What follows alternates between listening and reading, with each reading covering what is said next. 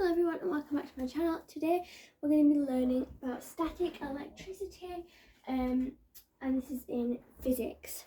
Okay, so what is static electricity? So let's investigate. Static electricity is due to electric charge that builds up on a surface of an insulator. The charge that has built up cannot easily flow away from the insulator, which is why it's called static electricity, because it's static, it's stuck there. So an insulator is a material which does not allow the flow of electricity through it easily.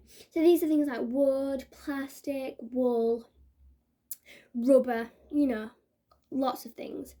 And conductors is the opposite of insulators, and this means that they can allow the flow of electricity through them easily.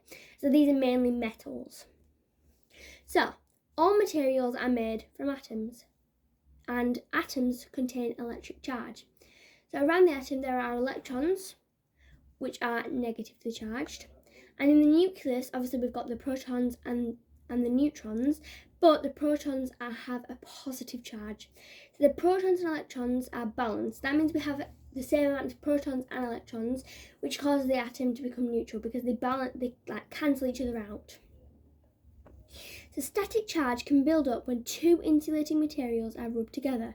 Friction between the materials can cause electrons to be transferred from one material to another. One material ends up with more electrons, causing it to become negatively charged.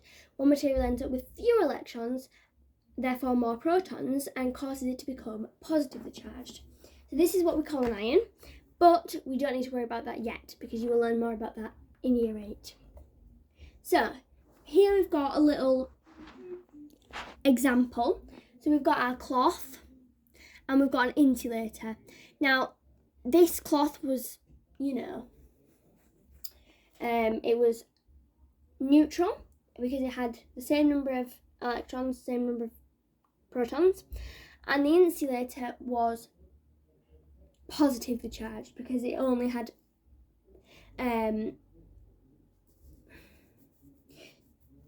it was neutral charge. Sorry, it was neutral charge. Okay, and they were both neutral charge, but then the electrons inside the insulator attract the electrons from in the cloth.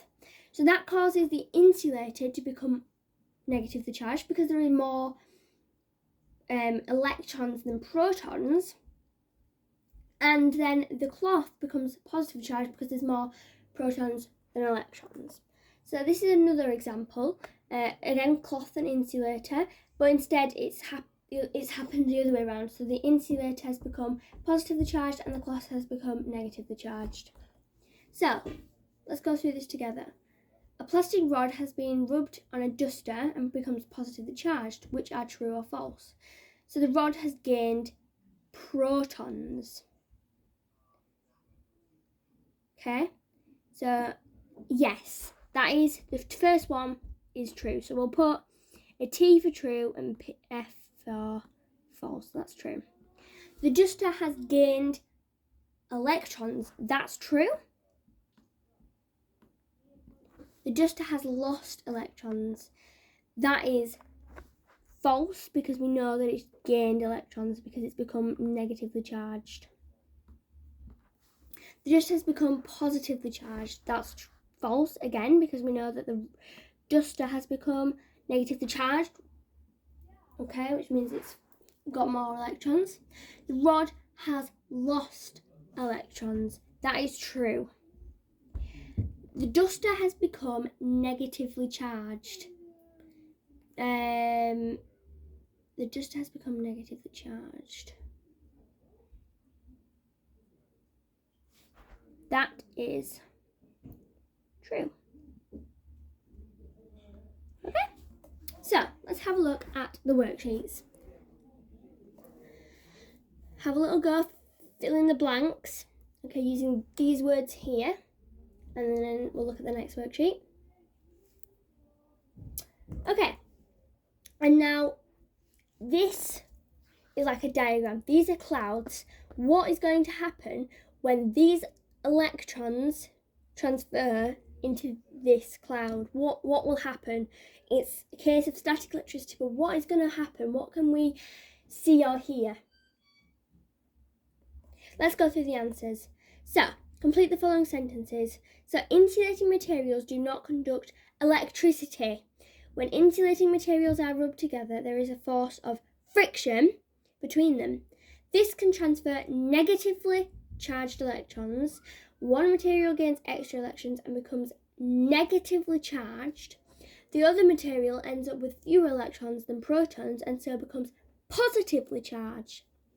If all parts of insulating materials, such as hair, have the same charge, the parts repel one another.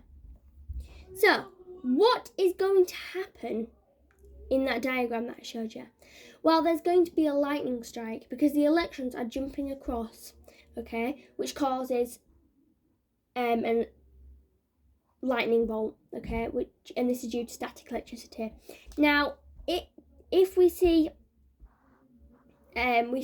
electrons flowing from a balloon to cotton, okay, or cotton to cotton, like jumper to jumper, then you might see a spark, or you might feel a spark, and that's why that occurs. Anyway, so that is all for today. I hope this helped, and I'll see you all in my next video. Bye!